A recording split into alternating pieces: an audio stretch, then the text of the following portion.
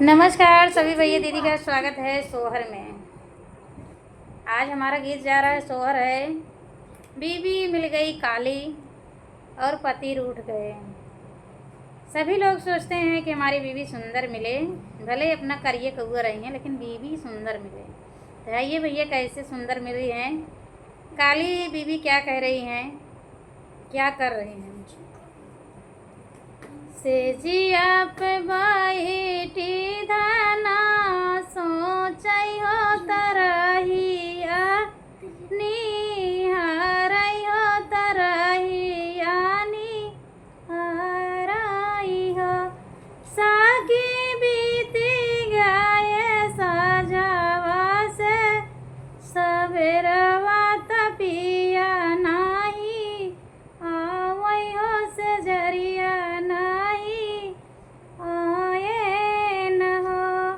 भोरवाई भये बीनू सारा हो त सासू लागे, जाई हो त सासू से या रज करई हो।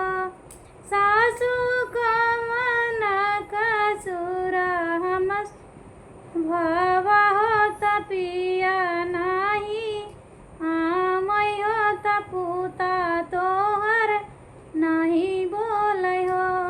सासू का मन कसूरवा हम की है हो कि पिया नहीं बोलै हो से जरिया नहीं आवई हो। तू ही मोरी बहू हरि से बहू हर हो, तू आई ठाकू राईनी हो। बहू पूता तयाई ओरा लड़िका से जरिया कैसे जई है हो से जरिया कैसे जई है हो। बहू मोरा पूता लड़ी नादाना से जरिया कैसे जई है हो तो से कैसे बोली है ना। इतनी वचना सुनाई रनिया त दौड़ी जाई, ननदाई लागे ननदा कवन कसुरवा हमसे भावा हो कि पिया नाही बोलै हो से जरिया नाही आवई हो। तू ही मोरी बहूजी से बहूजी हो, तुम्हारी ठाकू राईनी हो। बहूजी मोरा भैया लड़ी काना दाना कुछऊ नाही जानय हो, कुछऊ नाही समझाई हो। इतनी बचना सुनाई रनिया तपिया लागे, जाई हो तपिया से या रज करई हो। पिया किया धन भवा ओके थोड़ा की तो के धना थोड़ा की तिलक भये थोड़ाई हो। पिया किया भये धना ई थोड़ा तिलकिया तो हाई थोड़ाई हो।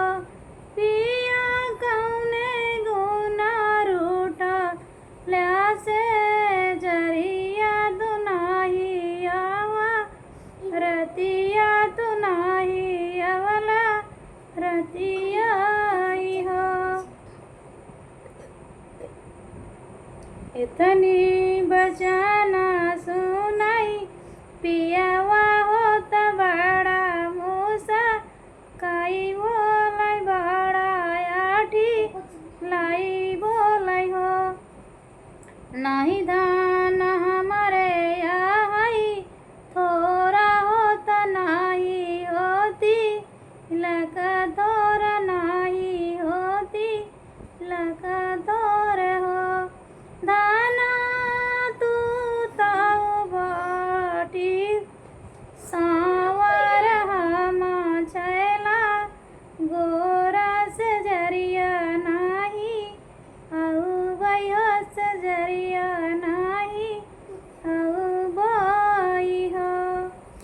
तनी बचाना सुनाई रनिया हो तो मानाई मूसा काई हो तो मानाई मूसा कानी ने हो पिया समराइया